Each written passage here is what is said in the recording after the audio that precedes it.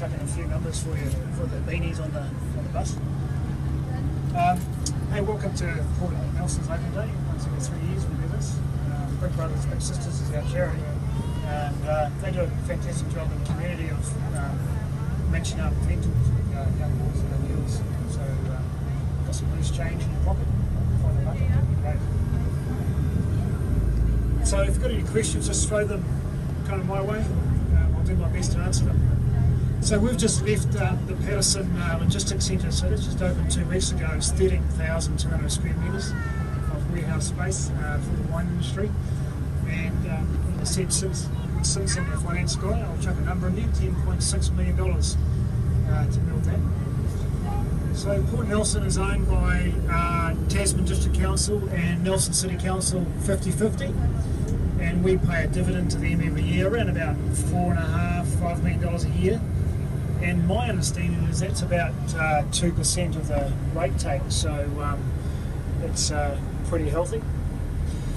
So the total reclaimed area from Haven Road right through here is about 70 hectares, and we own about 58 hectares of that. The operational area that we're going into now is about 25 hectares.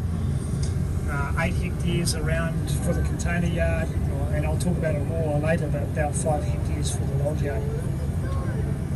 We have about 260 employees.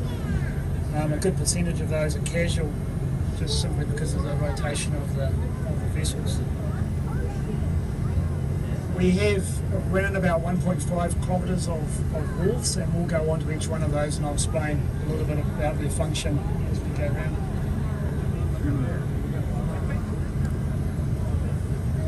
So I'll talk about this a bit later, but coming up on our right hand side, these are called reefer containers, and they are called that because of the refrigeration unit that's in them. So these are brand new, out of China, and they're ready for the apple season that's about to start. So all apples out of Nelson will go into these containers.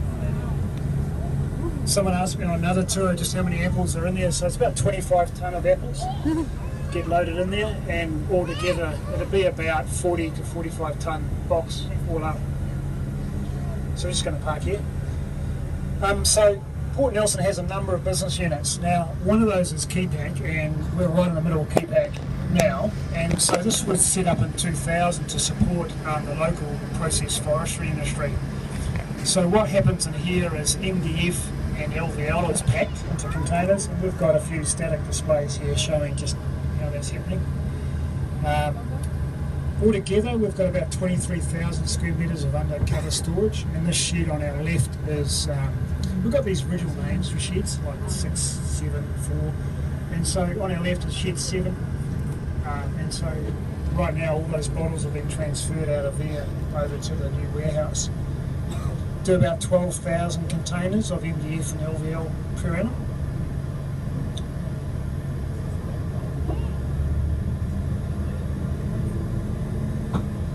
Another question I got asked earlier on today, the names on the side of the vessels, the names on the side of the containers are actually the shipping company that owns them. So we don't own any containers, the shipping companies own the containers, they rotate them throughout the world. They come in here on a first in, first out basis.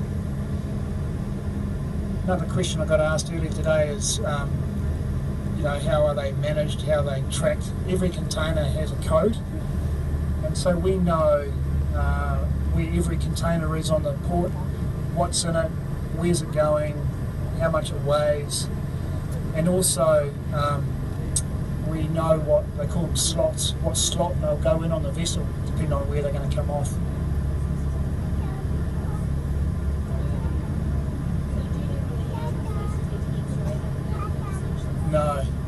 No, it's a good question. Yes, it is. Yeah, I'm sure it'll come.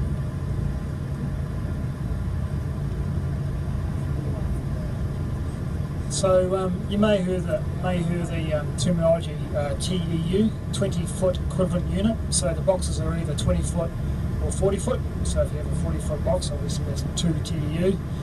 And we measure, I guess, the number of containers per annum in TEU. So we'll do This year we'll do close to maybe 100,000, 105,000 TEU per annum through the container yard. So the container yard has capacity to have about 3,500 empty containers, 1,500 full, and about 900 reefer containers. So we're just going to park up here on our left-hand side. So on our left-hand side is our quarantine facility. So we run this facility, but Ministry of Primary Industries, it's approved by the MPI, and they basically oversee it with us. So this is where imported cars, imported caravans will come, container gets opened, and they will get inspected and if necessary washed with those kind of things before they go outside of the support security area. Also, we have about 150 odd containers per year that come in, which we call at risk. And so if we think a container is at risk because of where they've come from, what's in them, they'll come into this quarantine facility. If there's any at-risk material, it actually gets put into a container and shipped down to Dunedin, because that's where a specialist disposal facility is. Now, just on our right, before we leave here, are what we call reefer towers. So typically, we can only stack reefer containers too high because they're plugged in and they're monitored for their temperature. But with these reefer towers, we can go 4 or 5 high because we can obviously plug them in at the top. What this has done for us is allowed us to obviously get more containers on the port in a lesser area. So there's 3 reefer towers there, about 192 slots, and I told you on the beanie, so cost $1.2 million to put those 3 reefer towers in. So for the kids on the bus, if you want to have a guess at how many wheels there are on a crane, there's a crane coming up on our right hand side, and you throw me a number and I'll tell you if you're right or close. 18. How many? 18. 64. Someone cheated. 64 is the number. Well done, whoever that was. 64 wheels. How fast do you think it goes at top speed? 4? 5.4.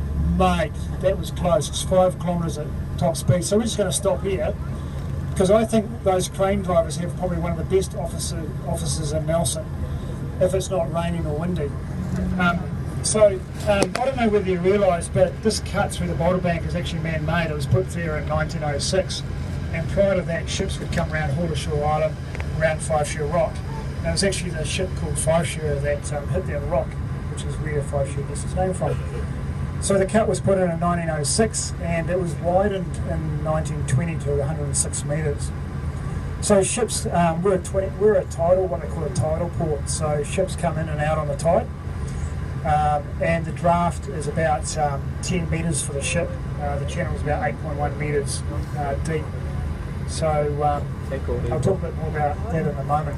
So this is one of our wharves here, just like our sheds. We have really original names. So this is Main Wharf. Our largest container vessel that will come in here is 238 metres in length. So we'll work that vessel on this wharf here. That's the first vessel that comes in. It should be coming in this afternoon.